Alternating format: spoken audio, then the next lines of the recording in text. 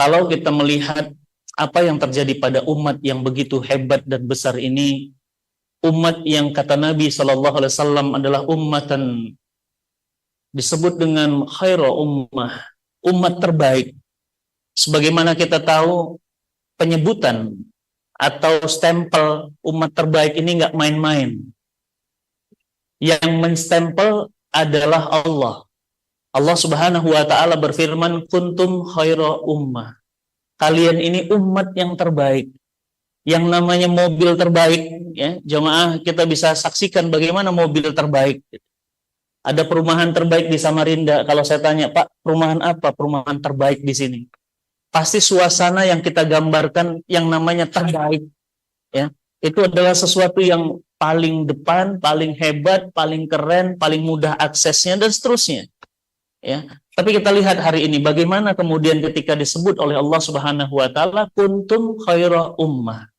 Kalian ini umat terbaik. Tapi faktanya Indonesia muslim terbesar di dunia. 73% umatnya tidak bisa baca Quran. Kan pertanyaan kita, Allah yang salah memberikan kita gelar umat terbaik, atau memang kita yang jauh dari predikat terbaik? Kalau Allah tidak mungkin salah memberikan predikat terbaik, karena kuntum khairu ummah ukhrijat linnas ta'muruna bil ma'ruf wa tanhauna 'anil munkar wa tu'minuna billah. Jadi syarat kita dikatakan umat terbaik itu adalah ketika Allah katakan ta'muruna bil ma'ruf. Kalian selalu hobinya itu ngajak kepada kebaikan.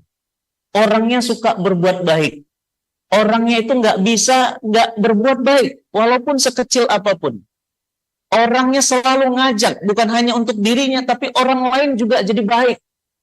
Itu umat terbaik. Kuntum khairu ummah ukhrijat linnas ta'muruna bil ma'ruf wa tanhauna 'anil munkar. Ciri-ciri umat terbaik itu dia nggak suka ngelihat yang mungkar-mungkar. Dia nggak suka ngelihat yang jorok-jorok. Dia nggak suka ngelihat yang aneh-aneh. Ya, laki-laki suka sama laki-laki, ini mungkar. Perzinahan itu mungkar. Makan riba itu mungkar. Mengambil harta yang bukan miliknya itu mungkar. Ciri-ciri umat terbaik kata Allah Subhanahu wa taala yang kedua adalah ta'muruna bil ma'ruf wa tanhauna 'anil munkar wa tu'minuna billah. Kalian ini umat terbaik dengan ciri-ciri apa? Beriman kepada Allah. Maka apa? Tidak ada keyakinan rezeki kecuali minallah. Tidak ada keyakinan pertolongan kecuali minallah. Tidak ada keyakinan yang bisa mendatangkan kebaikan kecuali hanya karena Allah. Tidak ada yang bisa mendatangkan keburukan pada diri kita kecuali hanya Allah. Orang yang beriman itu yakin betul bahwa apapun yang terjadi semata-mata karena kuasanya Allah.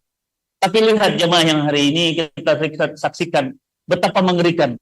Dewan Masjid Indonesia memberitakan 73% umat Islam Indonesia tidak bisa baca Quran. Padahal Al-Quran ini adalah sumber kebaikan. Al-Quran ini adalah mata air kebaikan. Tetapi umat Islam Indonesia, muslim terbesar di dunia, yang paling banyak jamaah hajinya Indonesia, yang paling banyak jamaah umrohnya Indonesia, yang paling banyak jumlah masjidnya di seluruh dunia Indonesia. Tapi lihat bagaimana reaksi Indonesia ketika Al-Quran disobek-sobek. Al-Quran diinjak-injak. Dan Al-Quran dibakar di depan publik. Malaysia, bukan jumlah terbesar di dunia, reaksinya luar biasa, Pak. Perdana Menterinya langsung kemudian mengambil 1 juta Quran dan mengirimkan ke Eropa sebagai tanda bentuk protes keras terhadap penginjak-injakan Quran. Itu pada saat videonya ditayang, Pak, itu darah kita nggak tahu gimana rasanya. Saya yakin Bapak Ibu juga sama. Mendidih. Karena Quran itu merobeknya udah kayak kertas koran aja, Pak. Seret, diinjak dan polisinya membiarkan. Bukan sekali. Di Belanda sekali, di Norwegia juga hampir terjadi, di Swedia juga, di beberapa negara di Eropa juga. Dan hebatnya, anehnya, reaksi nggak muncul keras dari Indonesia. Hanya sekedar ya sosial media saja. Tidak ada bentuk keras, mengusir duta besar Swedia misalnya, atau memutus hubungan diplomatik sama yang dilakukan oleh negara-negara lain misalnya. Tidak. Ada apa dengan umat ini? Ternyata begitu kita deteksi, pantas kecintaannya kepada Quran. 73% versi Dewan Masjid Indonesia. Kalau versi Biro Pusat Statistik Republik Indonesia tahun 2019 pernah disurvei, 58% umat Islam Indonesia nggak bisa baca Quran. Quran nggak ada di hatinya. Lantas kalau kemudian ketika diinjak, dirobek, dibahas, tidak ada rasa marah, tidak ada rasa benci. Padahal Al-Quran adalah mata air dari seluruh kebaikan. Semua kebaikan di muka bumi ini, semua inspirasinya dari Al-Quran.